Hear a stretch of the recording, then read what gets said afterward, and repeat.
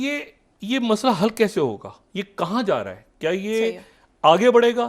क्या इसमें शाम कूदेगा? क्या इसमें लेबनान कूदेगा? क्या सऊदी अरेबिया कुछ करेगा? अमेरिका? इतने बड़े हमले के बाद, हमास के इतने बड़े हमले के बाद इज़राइल की डिफेंस मिनिस्ट्री की तरफ से ये अनाउंस किया गया है कि गज़ा को मुकम्मल सीज इसका जो है वो करने का फ़ैसला कर लिया गया है, जिसमें उनका फूड, इलेक्ट्रिसिटी, वाटर, जो भी इस तरह की चीज़ें वो उन तक ना पहुंच पाएँ। पूरी तरीके से ये एरिया ध्वस्त कर दिया गया है। तो ये तस्वीरें आपको दिखा रहे हैं कि किस तरीके से गाजा ने जो हिमाकत की थी, हमास ने जो हिमाकत की थी, अब उसकी सजा यहाँ पर वो भुगत कि आप जो है वो बम फेंक के तो देन यू वेट फॉर अल्लाह कि अल्लाह उनके बम के आगे जवाब में जो है हाथ रखेगा, तो इसे तो होता नहीं। तो आप अपने लोगों को मरवा रहे हैं। और जो इजराइल है उसने इंडिया का शुक्रिया अदा किया, उन्होंने थैंक यू कहा इंडिया को कि इंडिया की तरफ से लोगों ने कहा कि वो वॉलंटियर। ये गाजा की पूर्ण बर्बादी की तरफ इजराइल आगे बढ़ रहा है। और मैं कहना चाहता हूँ, जैसा प्रधानमंत्री जी ने कहा, नेतन्याहू ने, कि हम ऐसा सबक सिखाएंगे कि 50 साल तक हमास भूलेगा नहीं। और हमास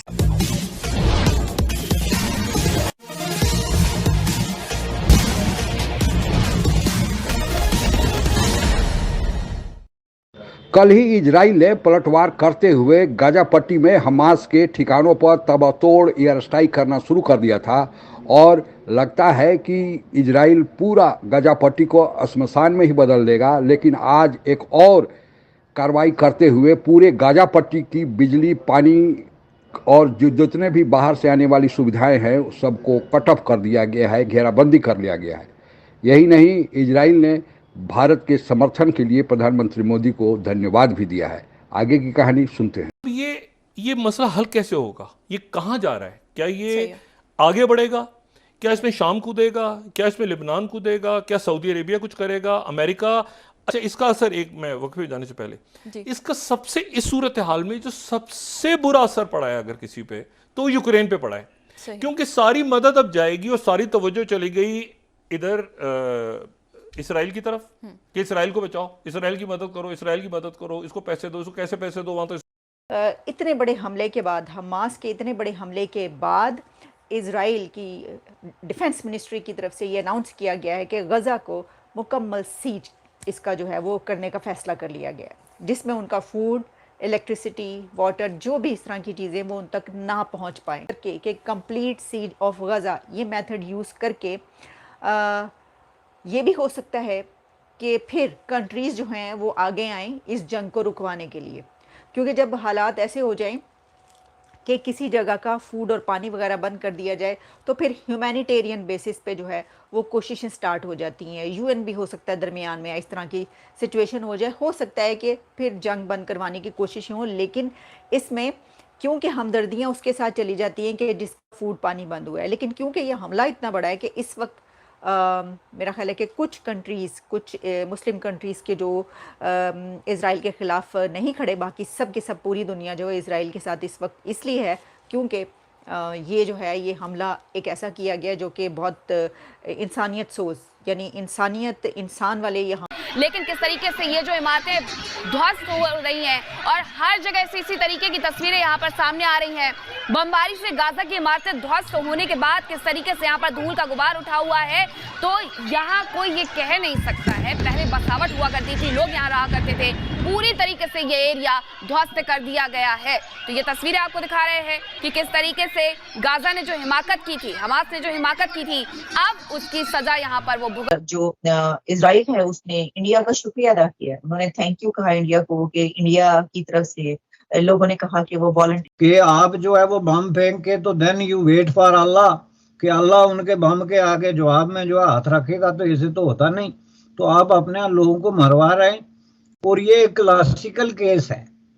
ये जो है इस तरह की कुफ्तों को आप कहीं भी, ये बिल्कुल इसी तरह कश्मीर में भी हुआ था कि जहाँ पे मिलिटेंसी जो है उसने इंडियन मिलिट्री के खिलाफ एक बहुत बड़ा चैलेंज लेके, तो मांगी तांगी गन लेके, तो मांगी तांगी क्लाशनिकोवें को लेके, तो 2-4 फायरिंग करके तो उन्होंने ये समझ लिया था कि हमने पता नहीं कितना बड़ा मार्का मार लिया है।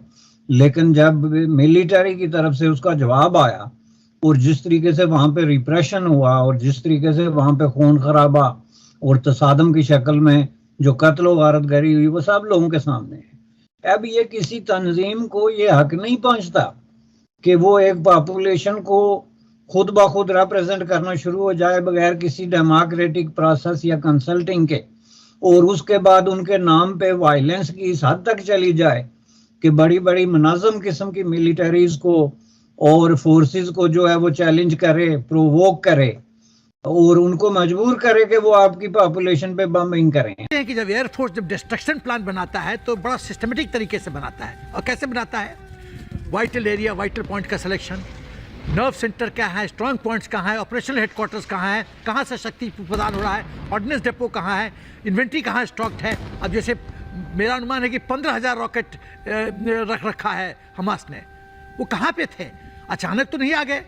तो उसको डिस्ट्रॉय करना, लीडर कमजोर करना, हमास के टॉप लीडरशिप को टारगेट करना और फिजिकली एलिमिनेट करना, ये मल्टी प्रॉन्ग जो अटैक होता है ना, इससे शक्ति विहीन होती है, छीन होती है और ये गाजा की पूर्ण बर्बादी की तरफ इजराइल आगे बढ़ रहा है। और मैं कहना चाहता हूँ, जैसा प्रधानमंत्री जी ने कहा, नेतन्याहू ने, कि हम ऐसा सबक सिखाएंगे कि 50 साल तक हमास भूलेगा नहीं। और हमास नंबर 2 जो डिस्पैरिटी है, इजराइल एज ए स्ट्रांग किस्म की फौज और स्ट्रांग किस्म की जदीद टेक्नोलॉजी की हामिल जो है एक मुनज़्ज़म मिलिटरी के को चैलेंज करने के लिए, जिस किस्म की तैयारी, जिस किस्म के हथियारों, जिस किस्म की फौज और ताकत की ज़रूरत होती है वो आपके पास नहीं है।